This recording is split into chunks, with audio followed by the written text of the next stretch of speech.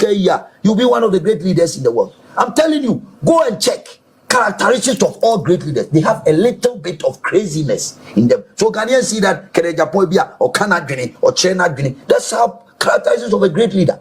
Etimamu taking say that is a weakness. It's even a great access for this country. So wo paka menoto na me can so much say we are wrong or we are wrong. Me can when you want what ya. What ya so can okribia a society part of this world. What besides if Agyapong become the president of Ghana and his cabinet, how would you see how he will run the cabinet? So minister wedding go say see him fire or Ghana for him fire. He will fire you the next day. And that's the kind of leader that we want. That's the kind of leader that can change the destiny of the ordinary Ghanaian. It is not only about the individual, it's about the future of this country. What you say? Imagine Agyapong being the president and Agyapong being the vice president of this country. Why Agyapong? Agyapong is a very young, dynamic individual, disciplinarian, somebody who has been through the mill, gone through all the geopolitics in the world, and gone through the. You see, people on the ground, ordinary people on the ground. Go and check the grassroots, and you're on the ground.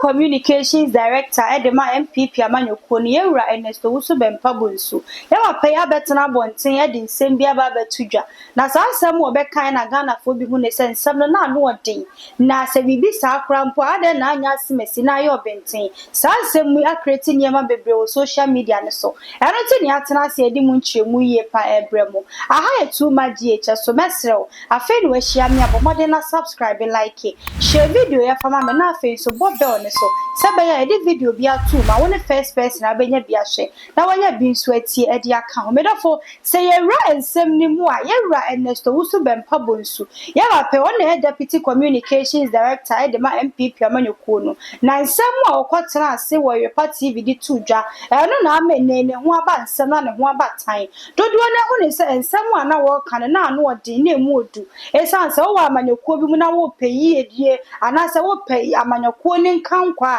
enema bi wo hono mu ayema abonti meyi ani mu nka sansam no eno ti nsam na wo kan ne de won konsa mra biem ensam wo pa de kotu dwa e wo Yepa TV nyina ne se Ghana have 4 years a ebebei se ye beto abafoforo de ama MPP ni ayi oni pa bia me gina yanim e de yatu sa wo sa we dia ye hia obi asa Canada kompre ko Agyapong sa ba pe ani oni pa bia ni bu odu ne na koma so ye den sa ni pe e no betimi agina ni mu e de MPP fo akọkùnà enu ntini won de wote Ghana ha wa hu de akọ de aba de ebeba de eboba de asisi ama MPP Amanyokunu na tiato no won mo de Canada kompre ko Agyapong ba enema ba ya kama ama wo metimi agina wo mo na nkroma so ensem a wo kan ye pe e na ma Ghana fo bi kan se papa nsem a wo kan de anu odin wo bi anim se Canada kompre ko Agyapong de ya ba ne sa kukudro nanso sei na nke wo sa wo kasa nsem no ebe a wo ne wo Yepa TV fo te wo twe nkomo ne sei and one more kind.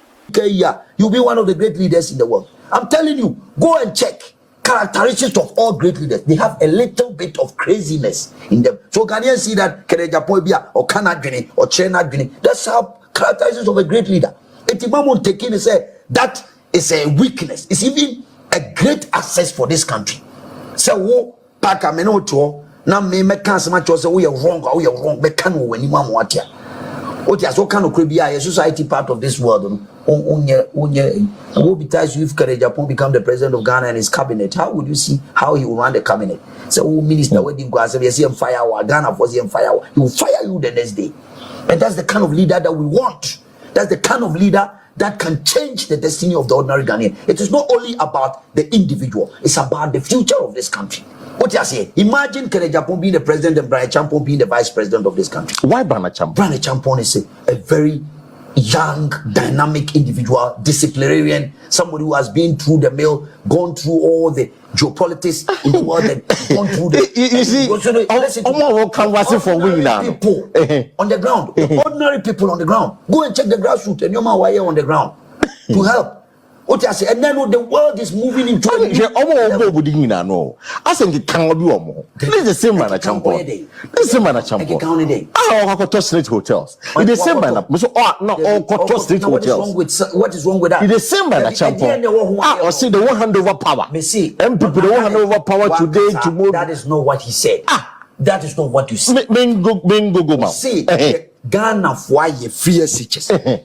Any development that Ghana for aye. Say you just to say na se sa de basic Ghana for hand over power man. Any government because Ghana for be 12 MPP. That was what he was saying. He was speaking in context. He never said say all hand over power. All hand over so be we need any hand over power. Of course. Any hand over power. Of course, man hand over power. What are you talking about? It's not even here or there. Because it's just a credible person. Is region by Agyapong and Central Agyapong. Obia Central Agyapong as anti-forging to Central region. As a matter, you would ban tomorrow. Agyapong, you would ban tomorrow. Bantuma ni Bantuma Asante-4 Ediano. It will no a more powerful in Ashanti region than Central region. Into a combination of a different thing. Okay. Your stronghold and your former president Akufo-Addo. Yes, and the Elite agenda say when you bomb your Sinchen. Namu for Brian Ken Emba and I can't Brian Emba. They say it got nothing to do with Akufo-Addo. The ordinary people are saying it. The ordinary Ghanaian till there will say go on the ground. Would your private investigation? Na for to social media for two baby eti ukwa UNPP ni na one ye den ba one what tie on catch. This is the ordinary people. Now pick up this challenge actually. Now pick up this challenge. Say what you say MPP ni fuma shehin. What's that sentiment? Go and find out from them who they want to be the leader. Go and find out who we are, who they make over to me. Me I hanam tie kuma say hanam. So I'm always on the ground. All right. Between some maba one ketesi adwumayefo workers, ordinary people, fitter for hairdressers, farmers, individuals, every person. One thing is that you're looking for a leader who will let his ya be his ya and his nay be his nay. A leader who will call a spade, no matter who ox is dog. God, what do you say? A leader who can resonate to the ordinary people and keep his promise to the ordinary people. A leader who is selfless, irrespective. Obia wa now so one leader be no ni now so one. Eti o person che we na we dey o kasa basa wan na we dem ye bedi. Enu ni ebedi. Me dey me Owusu Bempah dey me my mo santro fi anoma. Uja me a we ja ade. O dey me be fi ade asem na ba. Dey me kan say MPP political party the war.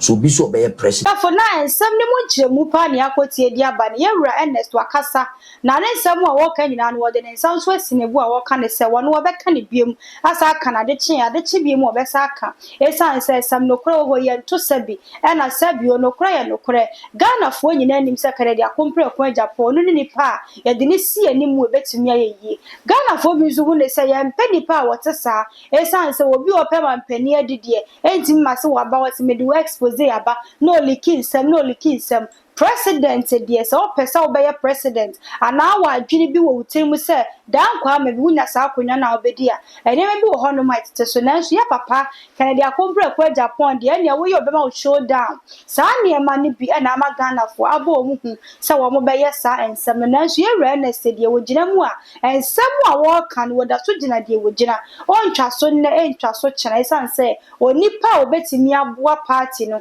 na wo no de wo kan nti wo mo fo no amra no mumpe obi nka ho ne be hwese maburu no ebeto aba na na se wo mo ntu sanse nyire nim se abato ye to ne 7 December ya de maburu na nto aba esanse wo mo hu ne se niema bi ankoyi amfa ama wo mo disappointment bi be mu obebe no nti ne wo mo nto kra enti se nei se MPP fo atena se na ewura Ernest abeka sanse we na se Ghana fo ana MPP party no beji atom na wo ma ye dwumadi a wo de abeto abonte ne ho adwuma e de Canada abade enyine wo man mu aye hwese enokra se youth no ebekwa abonti akoto aba biemu dia ye wo manwe mu ye wa atwen ye mu aye twen kopem se bedru so na ye de enchire mu ye pa dia ba betu dwade amamo ye ra Ernest nsem wo kan ne de ba be som wo nei se nsem bi wo ho na apese wo kan de fa ho a comment section no ase akonya ne da ho se wo de wadwenchire ba betu wade ama na afi wa bodo ne so se be ya upload bi atomu a wo benya bi atie na wanya bi ahye ena de di kan wo ne na hye di ameje so ye dwa so hema